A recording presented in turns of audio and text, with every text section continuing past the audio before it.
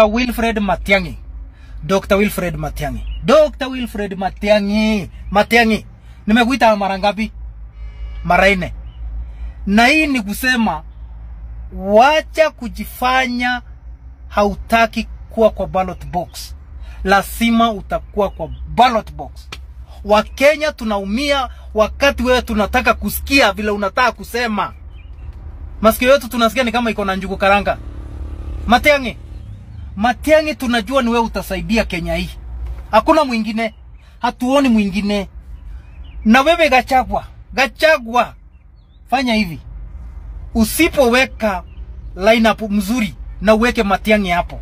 Hiyo mambo unasema sijui April, sijui May, sijui tutaletea hiyo chama, sijui lini. Kama kutakuwa na Fred Matiang'i akiwa pale juu, hata wewe usitulete. Time for us to go back to common sense, honestly. If you have a government that has got a police department, why do you need to pay anyone to protect you? You have a right to do a business. You buy a matatu, you go to the road, you do business. You earn some money from it, you pay your loan, you look after your children and raise your family. Why do you need anyone to protect you? All these characters who go around by bus stops and so on, say, oh, you know, give us 100,000 so that we can protect you. We want to remove all those people so that investors in the public transport sector can actually earn their sweat. Number 2, you know this, and I keep telling people every day. You know, don't forget one thing. We are also people who have families. How would you feel if your daughter, your sister, or your wife is being manhandled by some faceless characters at bus stops? The way they are touching our ladies all over, you know, hustling people. Would you want to live in that kind of society? It will not happen again. We are determined to be in this for the whole hog. And we are not relenting. So those who are saying, oh, we are withdrawing transport, so we can negotiate, they can keep their vehicles at home as long as they please. We are not changing. The laws have been there and they are existing. There is nothing we have invented. So kuanza kusurura hapa kutuambia, you know, blackmail and so on and so forth, it will not happen.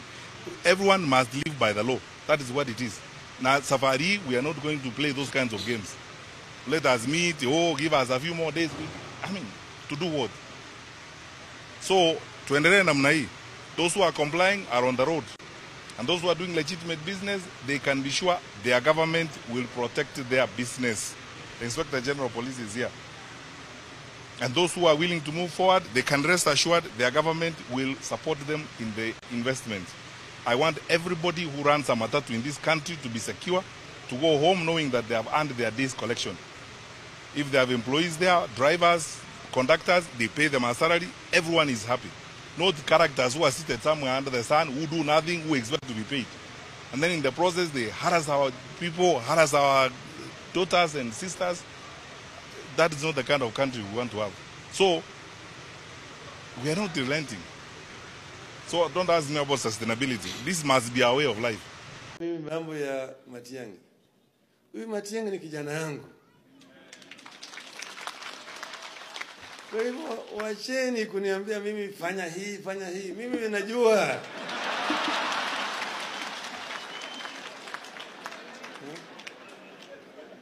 Tulieni kwanza. Mambo bado. Unaelewa sasa? Mambo bado.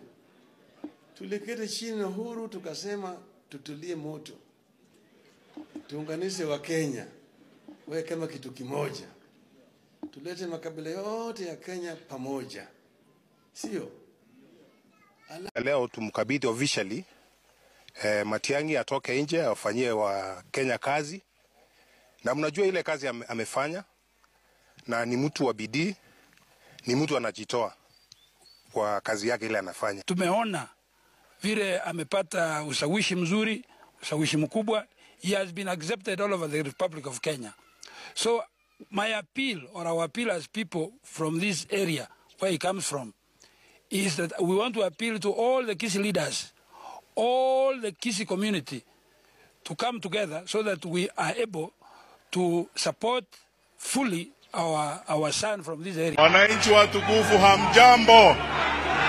Kenya inajiandaa kwa uchaguzi mkuu mwaka 2027 na jina moja linalozua gumzo katika duru za siasa ni la aliyekuwa waziri wa usalama wa taifa Dr. Fred Okengo Matiang'i.